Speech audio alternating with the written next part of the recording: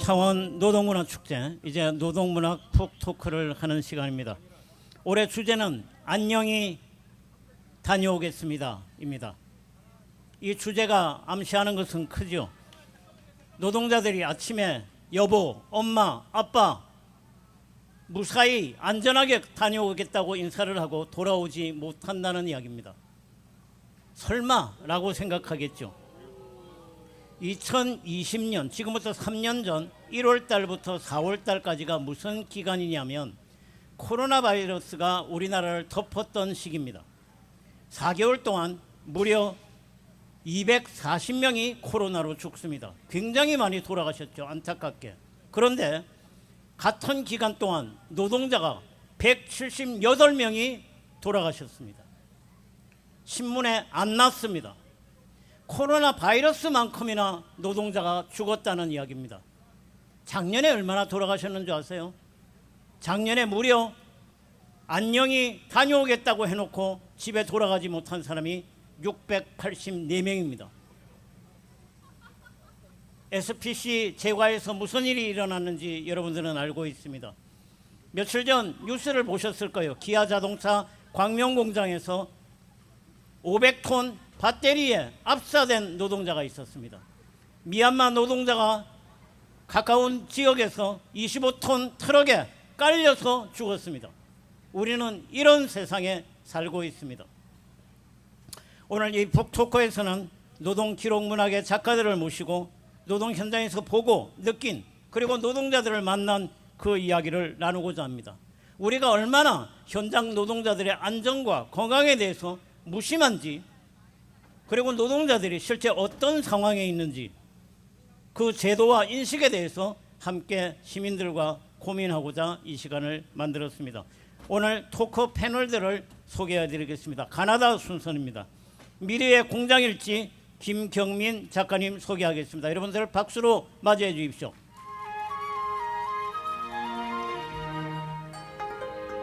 나 조선소 노동자의 이은주 작가님 모시겠습니다. 색밥 일지의 천현우 작가님 모시겠습니다.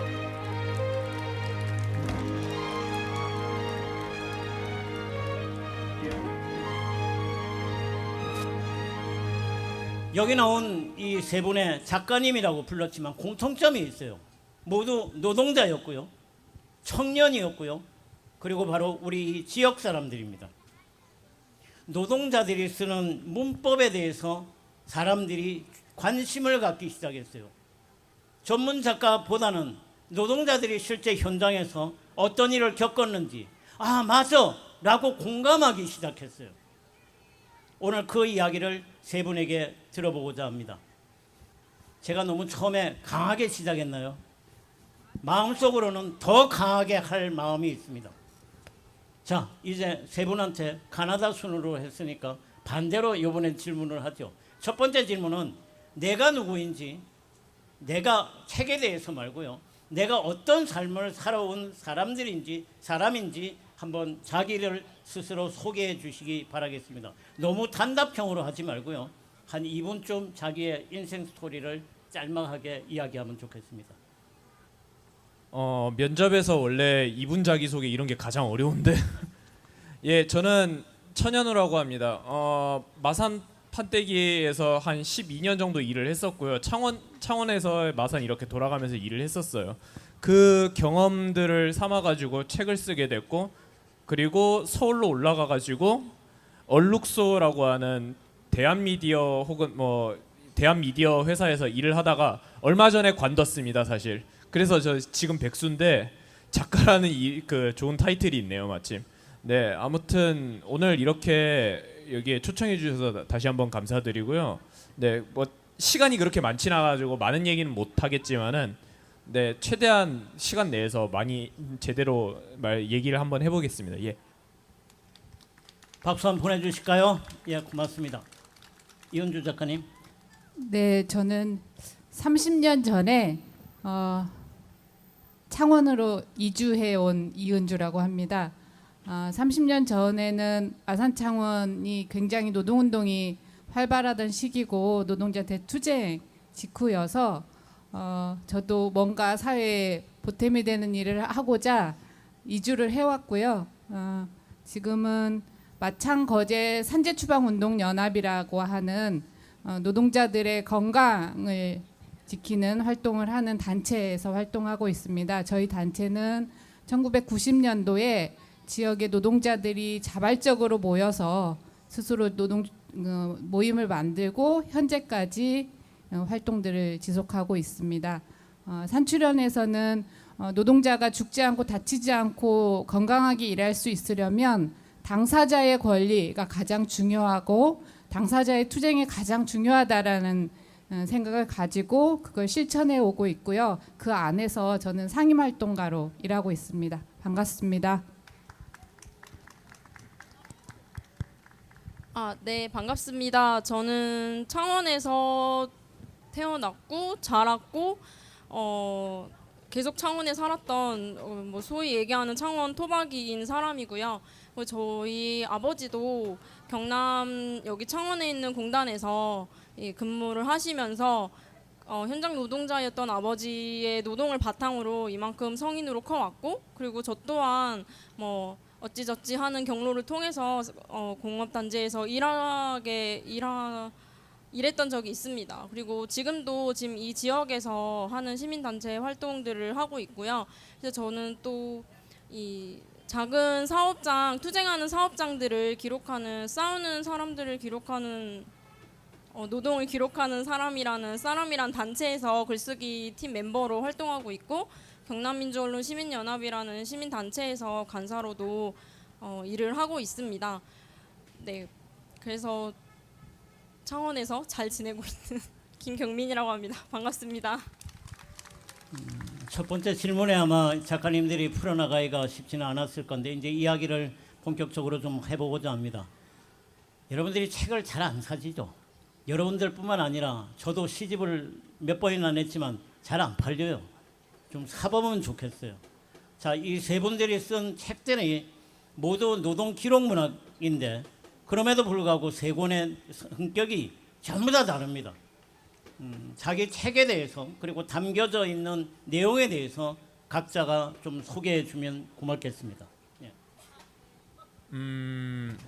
네, 쇳밥일지는 뭐 길게 소개할 필요 없겠죠. 저기 지금 이 블럭 뒤로 넘어가면 SNT가 있고 그 다음에 뭐 GM이 있고 그렇잖아요.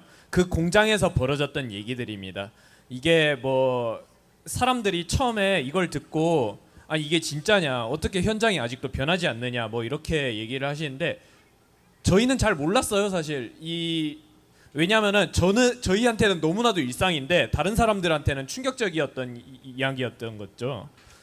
그렇게 12년을 이렇게 쭉 일해왔던 걸 써왔는데요. 여러 가지가 있습니다. 오늘 테마인 산재도 같이 나오고요. 산재 측면에서 봤었을 때 중공업에서는 여전히 많이 다치고 여전히 많이 감시가 덜 이루어집니다. 여기에 대해 가지고는 토크로 좀 더 자세히 풀어나가려고 하고요. 쇳밥일지는 많은 리뷰가 있으니까 그냥 검색해서 보시면 됩니다. 네, 제가 나누어 드릴 이야기는 그 배를 만드는 사람들의 인생, 삶, 노동, 상처에 대한 이야기, 나 조선소 노동자인데요. 아마 지역이니까 또 가까이 있어서 기억들 나실 겁니다. 2017년 거제 삼성 중공업에서 크레인 2개가 충돌하면서 사고가 있었고 6분의 노동자가 사망하셨고 수백 명의 노동자가 그 현장에서 동료가 쓰러져 가는 모습, 또 같이 일했던 형제가 쓰러져 가는 모습들을 보았던 노동자들이 계셨습니다. 그분들 중에 9분의 이야기를 저희가 기록을 한 건데요. 저마다의 역사를 가지고 살아오다가 각자의 또 사연으로 조선소까지 왜 오게 되었는지, 그리고 조선소의 노동은 어떤지, 하청 노동자의 삶은 어떤지, 그리고 사고 이후에 어떠한 상처를 경험하고 계신지, 이런 고통의 이야기가 담겨진 책이기도 합니다. 상처뿐만 아니라 이거는 조선소가 아니어도 또 다른 곳에서 같은 경험을 하고 계신 노동자들의 이야기일 것 같습니다. 네. 이은주 작가님이 쓴 책 안에는 9명의 그 목격자가 이야기를 합니다. 그 사고 난 날이 노동절이었어요. 노동자의 날에 6명의 노동자가 죽고 수많은 사람이 그 장면을 목격하면서 트라우마에 걸린 이야기입니다. 조선소 생활이라 그러면 얼마 전에 대우조선에서 51일간 비정규직 하청 지회들이 파업한 거 혹시 기억하십니까? 사진 하나 보여드릴까요?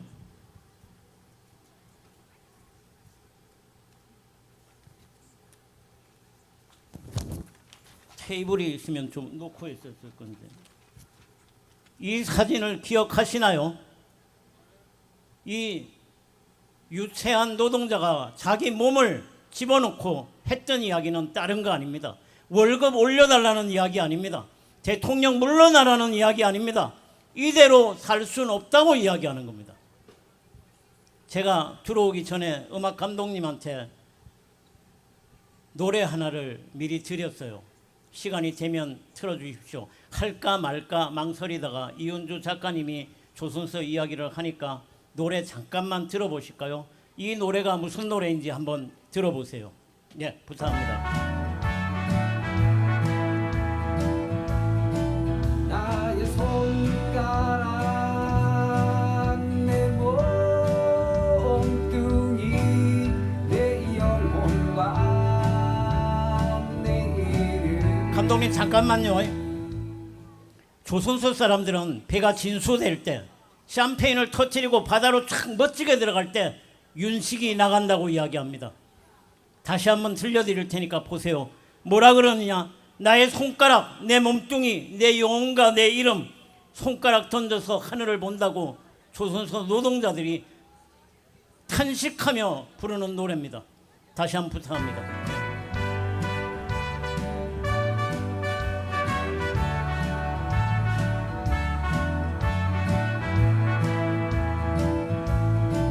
나의 손가락 내 몸뚱이 내 영혼과 내 이름 나의 손가락 내 몸뚱이 내 영혼과 내 이름 손가락 던져 하늘을 본다 몸뚱이 던져 바다를 본다 배는 얼마나 내 던져야 바다로 갈까 윤식이 나간다 오 바다로 떠난다 우리 윤식이 이제 바다로 감독님 감사합니다. 가슴 아픈 노래였어요. 처음부터 끝까지 들으면 인터넷 유튜브 같은 데 가서 윤식이 나간다를 치면 원곡을 그대로 볼 수가 있습니다. 들을 수가 있습니다. 한번 들어봐 주시면 좋겠어요. 김경민 작가님 책에 대해서 이야기할까요?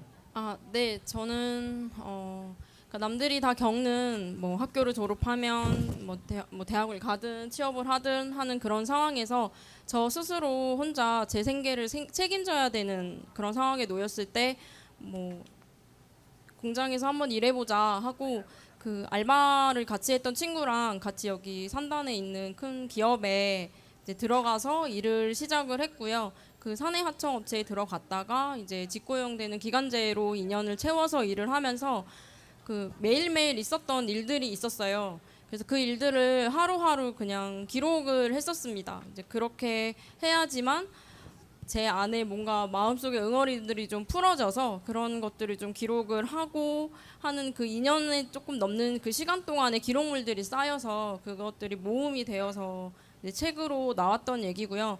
사실은 뭐 아까 말씀을 해주셨던 것처럼 저는 그냥 제 일상들의 얘기들을 일기처럼 그냥 조금씩 기록을 했던 내용들입니다. 그 내용으로 가득 찬 책이 미래의 공장일지이고 저는 제 필명을 미르라고 지었기 때문에 그런 책 제목을 또 붙였었습니다. 네. 이 미래의 공장일지를 보면 누구나 들어서 아는 차원의 그냥 이야기하죠. LG전자죠. 뭐 LG전자가 뭐라 그럴 거예요. LG전자를 LG전자라고 부르는데 그 책 안에 그게 나옵니다. 영원한 비정규직의 기간이 얼마냐? 얼마라고 생각하세요? 얼마 이상이면 정규적으로 돌려줍니까? 2년이죠. 아마 김경민 작가님이 2년 마이너스 1이죠. 대기업들이 그렇게 합니다. 2년 하루 첫날 계약을 해지합니다. 우리가 얼마나 비겁한 세상에 살고 있는지 그걸 대기업이라고, 그리고 그 회사 이름을 당당하게 쓰고. 아마 제가 김경민 작가님한테 하나 물어보고 싶었던 거는, 책을 보면 일을 하면서, 아직 나이가 젊게 보이시죠? 일을 하면서 부모님 생각이 많이 났다. 아마 그게 에필로그에 나와요. 부모님 이야기를 조금 한번 해볼까요? 무슨 생각이 났어요? 일을 하면서. 그냥 아버지가 그때 당시에 지금 생각해 보면 68시간의 노동이 합법적이었을 때 노동 시간을 꽉 채우고 하루하루 일을 마치고 이게 현관문을 들어서셨던 그 모습들이 생각이 나면서, 왜 집에 오면 손 발을 씻고 밥을 먹으면 현장에서 있었던 일을 정제돼서 이렇게 항상 얘기를 하시고 나면 뭐 TV를 보시든 신문을 보시든 항상 하셨거든요. 그러면 꾸벅꾸벅 조시는 거예요. 그래서 왜 우리 아빠는 나랑 같이 얘기를 많이 안 해주고 꾸벅꾸벅 졸까? 그리고 크리스마스 날 아침에 이렇게 공휴일이니까 어린 나이에 이제 놀고 싶은 생각에 이렇게 딱 일어나면 집에 아버지가 안 계세요. 그러면 엄마한테 아빠가 어디 갔냐 이렇게 물어보면 너네 아빠 회사 갔어. 그래서 왜 크리스마스 날인데 회사를 갔냐 막 이런 얘기들을 막 했었었거든요. 근데 제가 막상 일을 해보니까 그런 뭐 빨간 날에 일을 하는 그런 특근들이나 이런 것들이 뭐 강요는 아니라고 하지만 자기의 맡은 바가 있으니 그 몫을 해야 될 수밖에 없는 상황들, 그리고 저 또한 집에서 퇴근을 하고 오면 이렇게 방바닥이랑 한 몸이 되듯이 이렇게 늘러붙어서 누워서 그 쉴 수밖에 없었던 그런 모든 것들, 그러니까 아버지가 하셨던 모든 것들이 다 조금씩 이해가 되기 시작했더라고요. 그래서 이게 겪어봐야지 아는구나. 아버지가 했던 그 모든 행동들과 말씀들이 조금 이해가 되는, 그래서 좀 더 생각이 많이 났고 고맙기도 하고 또 미안하기도 하고, 그리고 세상의 모든 부모님들이 이런 마음으로 또 자식들을 키워내셨구나 하는 생각들이 좀 들어서 부모님 생각들이 많이 난다고 적었었습니다. 네. 사실은 부모님들 입장에서는 지금 김경민 작가님이 이야기한 철이 안 들기를 바래요. 노동을 통해서 철이 들면 슬픈 거예요. 부모 마음 몰라도 좋으니 철 들지 말고 영원히, 우리 고승환 선생님이 지금 나이까지도 75이라고 밝혀도 되나요? 저 나이까지도 철분이라고 부르는데, 부모들 입장에서는 아마 내 심정 몰라도 되니까 니는 계속 철부지로 살아라, 아마 그게 부모님의 마음이겠죠. 그런데 그걸 알아버렸어요. 지금 토크 시작한 지 5분 된 것 같지만 20분 지났어요. 저희한테 주어진 시간이 40분이거든요. 뭐 그러든가 말든가 일단 해보기는 할 건데, TV에서 보면 반쯤 하면 광고 나가잖아요. 그래서 지금부터 광고하겠습니다. 지금 많은 부스에서 여러 가지 체험도 하고 여러 가지 좋은 단체들이 많이 나와 있어요. 그럼에도 불구하고 앵벌이 나와 있는 단체가 하나 있습니다. 한국 GM 비정규직 지회에서 설 추석 재정 사업을 합니다. 김이 15,000원밖에 안 하고요. 사과즙이 2만 원이고요. 저 집에 제일 비싼 게 45만 원이 아니고 45,000원입니다.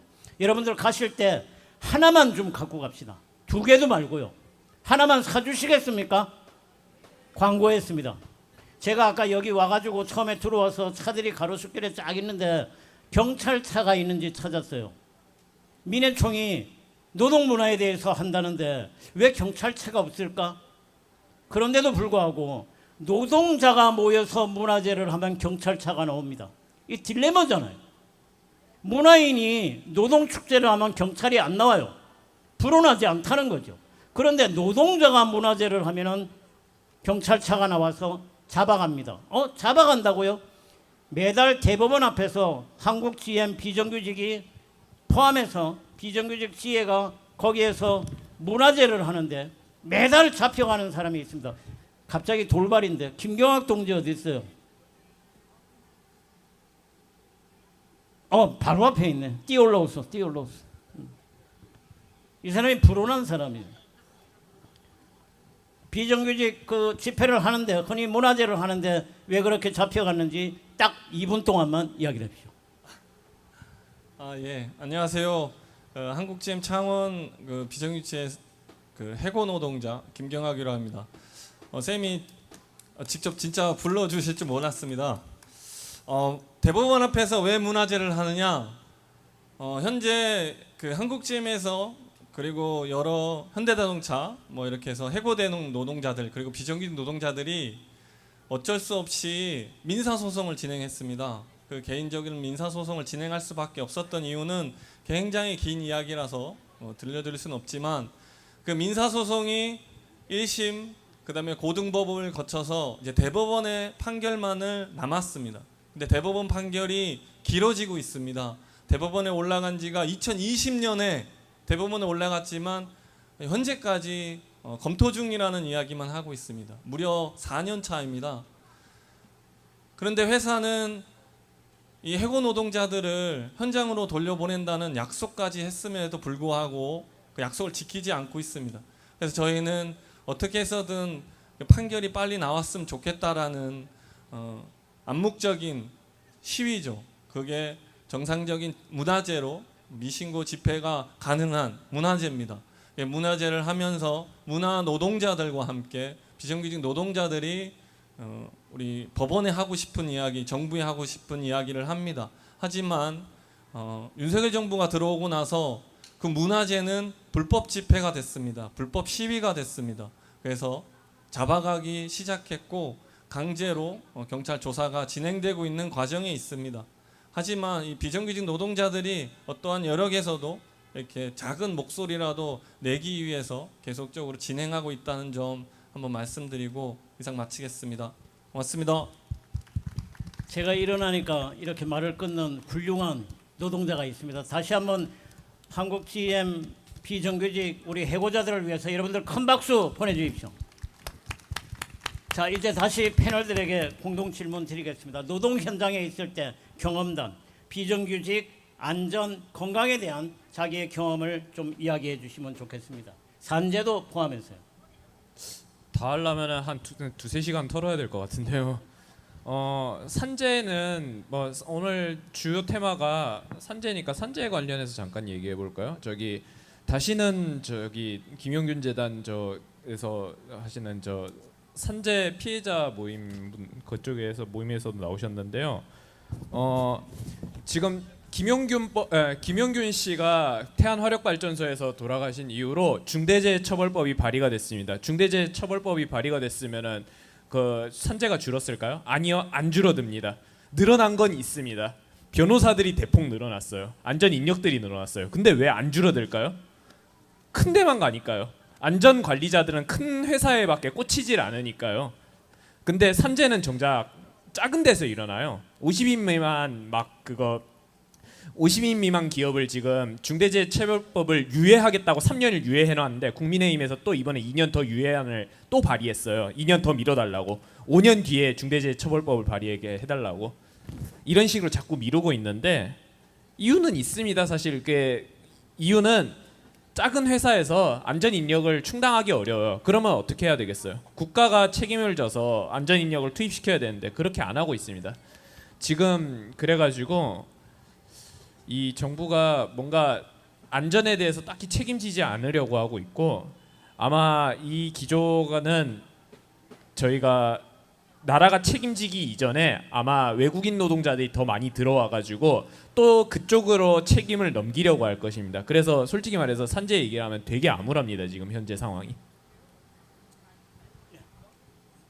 네, 충분히 말씀하셔도 괜찮아요. 네, 천연우 작가님께서 법이랑 나머지 말씀을 해주셨으니까 조금 다른 이야기를 해보면 저는 책에도 그런 이야기를 쓰긴 했는데 이제 제가 일하는 곳이 제 노동자들을 지원하는 역할도 하기 때문에 이렇게 활동을 하면서 계속 이렇게 마음에 맺히는 것들이 저한테 쌓여갔어요. 어떤 때는 그 베트남에서 온 27살 노동자가 마지막으로 떠나던 그 장례식 그 화장터에서의 터덕터덕 타는 소리, 그리고 어떨 때는 중국에서 한국에 어선을 타고 실제로는 선원으로 왔다가 이탈을 하고 현장에서 일하다가 돌아가셨는데 그 현장에는 같이 왔던 부인이 일을 하고 계셨던 분이셨어요. 아버지가 죽고 나서 아들이 왔는데요. 아버지와 아들의 첫 대면이었어요. 그러니까 아들이 태어나고 한 번도 직접 손을 만져보지도 못하고 뭔가 두들겨지도 못했던 아들이 10살이 되어서 까만 상복을 차마 입을 수 없는 정도의 크기를 입고 있던 아이의 모습도 계속 남아있기도 하고 그런 것들이 계속 쌓여가는데 저한테는 그래서 고통의 시간들이 켜켜이 쌓여가는 느낌처럼 다가오거든요. 근데 그 천연우 작가님의 쇳밥일지나 김경민 작가님의 미래의 공장일지를 읽으면서 수십 년이 돼도 변하지 않는 모습을 계속 확인하게 된 거예요. 천연우 작가님이 쇳밥일지에 썼던 내동의 공단상 그 내동상가에 있는 내동 의원은 저도 저희 사무실 바로 앞이어서 너무 잘 아는 곳이에요. 그 병원이 어떤 곳인지 차마 말을 못할 정도로 거기에 화상을 입은 천연우 작가님이 와서 치료를 했다라는 그 사실을 이제서야 제가 또 보게 됐고, 김병임 작가님의 미래의 공장일지 안에서도 그 이야기가 계속 반복되는 그걸 보면서 너무 가슴이 답답하고 아프다라는 생각을 했습니다. 노동에 대한 이야기를 하다 보면 상처에 대한 이야기, 고통에 대한 이야기를 나눌 수밖에 없는데 누구라도 건강하게 일하고 건강하게 살고 행복을 누릴 권리가 있는데 우리에게 그게 없는 것이 반복되는 것, 그리고 천연우 작가님 말씀 중에 마지막에 하셨던 이주 노동자 이야기 하셨는데 본 행사 전에 우리 그 조영래 민주노총 경남 본부장님께서 말씀하셨는데요. 지난 8월 7일 날 함양과 울산을 잇는 고속도로 공사 현장에서 미얀마 노동자가 신호수 작업을 하다가 덤프트럭 25.5톤에 깔려서 사망을 했습니다. 내일 장례식인데 그 노동자는 미얀마 군부 쿠데타로 인해서 고용허가 이제 기간이 끝났는데 돌아가지 못하고 임시 비자로 남아서 일을 하고 계셨어요. 27회 중에 마지막 6년을 한국에서 살았는데 영정 사진을 보면서 그 너무 똘망똘망한 눈망울이 끝까지 잊혀지지 않을 것 같은 그런 생각이 들었습니다. 그래서 제가 들고 어떤 방안을 이야기하는 것 이전에 저는 우리는 사람인데 사람이 이렇게 대우받아도 돼? 이렇게 살아도 돼? 라는 감수성을 잊지 않고 좀 간직하고 살았으면 좋겠다는 생각이 듭니다. 그럴 때 무엇이라도 하나 변화할 수 있고 실천할 수 있지 않을까라는 생각을 해봅니다. 이현주 작가님이 얼마 전에 사실 책을 하나 더 냈어요. 공전대 곁을 만드는 사람들. 그거 네. 역시 이주노동자들에 대한 얘기죠. 네. 책 광고 조금만 더 하시죠. 네, 올 4월에 책이 나왔는데요. 제목은 곁을 만드는 사람입니다. 차별에 맞서 삶을 일궈내는 이주 활동가들 이야기인데요. 한국에 고용 허가제 아니면 결혼 이주로 와서 삶을 살아가고 있는 사람들의 이야기입니다. 우리가 살면서 보면 비정규직 노동자 하면 그 명칭 안에 각각이 가지고 있는 고유한 삶이나 반짝 빛나는 역사 이런 것들은 다 사장된 채 그냥 비정규직 노동자만 있는 것처럼 이주 노동자 하면요 가난한 나라에서 한국에 돈 벌러 온 사람이라는 인식이 너무 크게 작용하고 있는 것 같아요. 그래서 이주 활동가들의 삶 그리고 6명의 이야기가 아니라 우리와 함께 살고 있는 200만이 넘는 이주민들의 이야기가 우리 사회에 좀 전해지고 같이 목소리를 냈으면 좋겠다 해서 공동 작업을 해서 나온 책입니다. 감사합니다. 김경민 작가님 노동 현장 경험담. 네, 제가 그러니까 저는 제 책에 적혀 있는데 정말 산재가 많이 일어나거든요. 근데 사람이 꼭 손가락이 잘리고 어디가 다치고 피를 흘리고 하지 않고 그냥 하루하루 노동을 하면 할수록 몸에 이렇게 데미지라고 해야 되나요? 그런 이렇게 상처들이 자꾸 쌓여서 그게 어느 순간 갑자기 질병으로 나타나는 그런 산재들을 저는 많이 봤다고 생각하고 저 또한 그런 산재를 겪었었고요. 그리고 그때 이제 알았던 질병들이 지금도 저를 괴롭히고 있는 그런 질병을 얻었었는데요.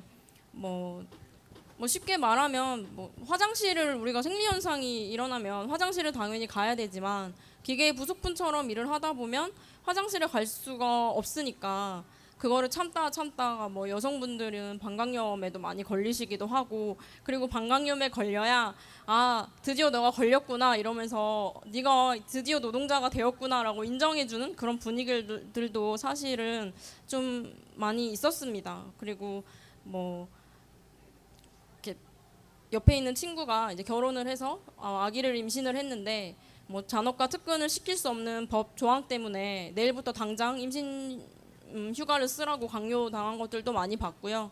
그리고 저같이 기간제로 일했던 노동자들은 정규직하고 같은 컨베이어 벨트를 타는데도 같은 취급을 사실 받지는 못해요. 그래서 항상 무슨 일이 일어나거나 문제가 생기면 저희한테 와서 아주 입에 담기 힘든 그런 욕설을 좀 많이 퍼붓기도 하고 그러면서 이 정신적으로도 많이 고통스러울 때도 있었고 그리고 제가 타던 컨베이어 벨트에서 사람이 죽지는 않았지만 옆에 있는 옆 공장에서 야간에 일하던 사람이 손가락에 잘렸다라는 얘기를 듣거나 아니면 공장 동을 더 키우려고 하는 공사업체에 있는 신호수 사람이 야간에 일을 하다가 덤프트랙에 덮쳐서 사람이 죽었다 이렇게 얘기를 했는데 제가 겪었던 그 모든 일들이 다 산재가 될 수 있고 사람이 죽어가고 있고 죽었음에도 불구하고 그 어디에서도 언론에서도 나오지 않고 그냥 이렇게 지나가듯이 사람이 이렇게 죽어가는 것들을 좀 많이 봤었던 것 같아요. 그래서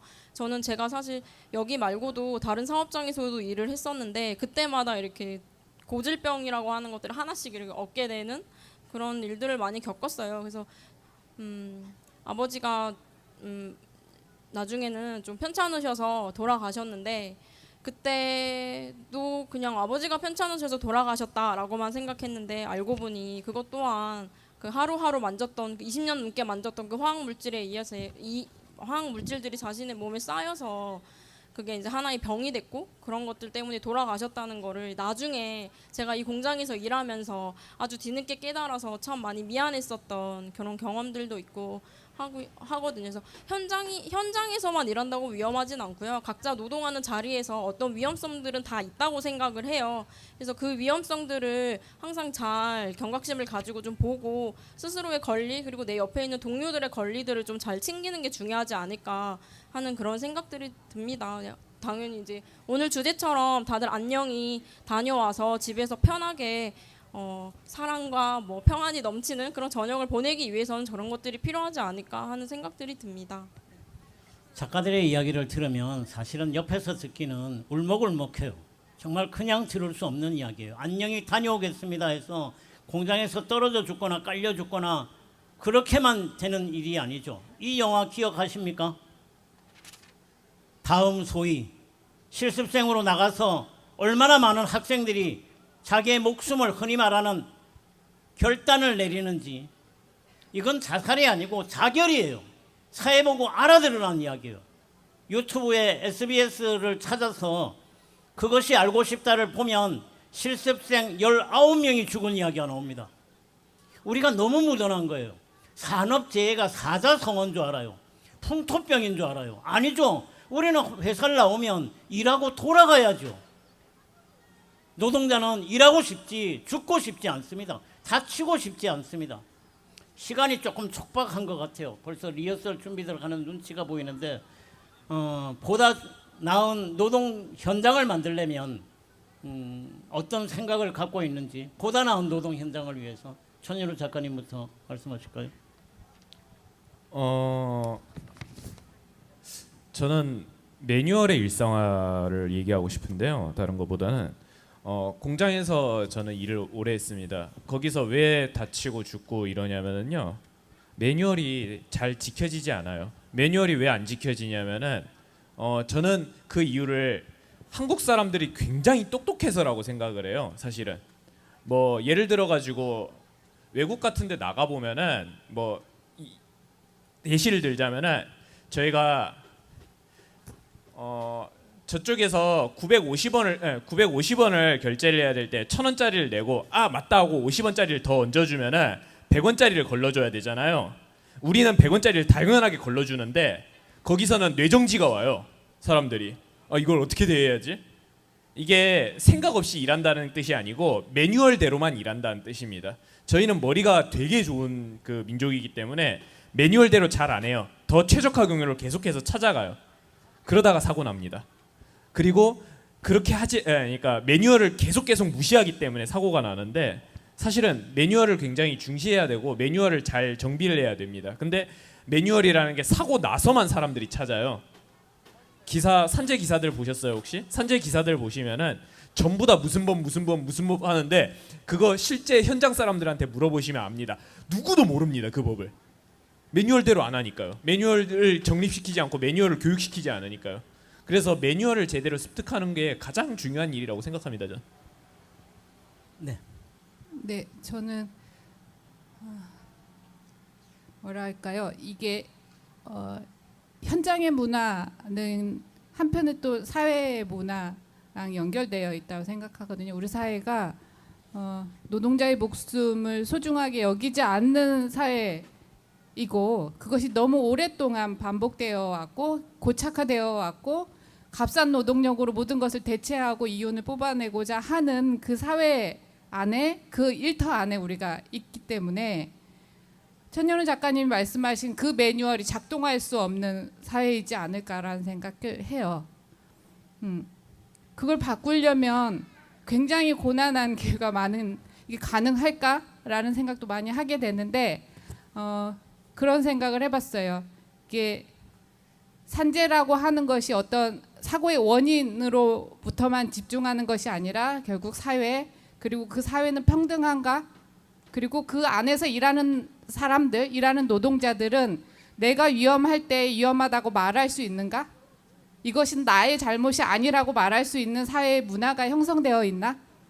라는 것을 계속 반복해서 우리가 질문하고 답을 찾아야 되지 않을까 싶은 생각이 듭니다. 그래서 저는 당사자가 위험하면 위험하다고 말할 수 있는 권리, 그리고 이것은 아니야 라고 하면 개선할 때 노동자가 참여해서 그것을 개선할 수 있는 권리, 그리고 빨리빨리 이윤이 우선인 것이 아니라 사람과 생명이 우선인 가치가 존중되는 것, 이걸 만들어가는 하나하나의 실천, 그것이 글을 쓰는 일이 될 수도 있고요. 누구는 피켓을 들고 뭐를 할 수도 있고요. 다양한 방식의 연대로 그것이 가능하지 않을까라는 생각해 봅니다.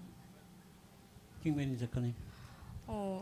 일단 산재라는 기사를 보면 저는 좀 마음이 좀 무너져 내리는데 그런 것들이 좀 마음이 아프다라고 생각을 하고 내 일이다라는 생각들을 좀 많이 했으면 좋겠다라는 생각을 합니다. 그리고 현장에서 있을 때는 그런 산재가 벌어지거나 무슨 일이 생겼을 때 사람들이 다 뒤에서 입을 꾹 다물고 있는 모습들을 좀 많이 보거든요.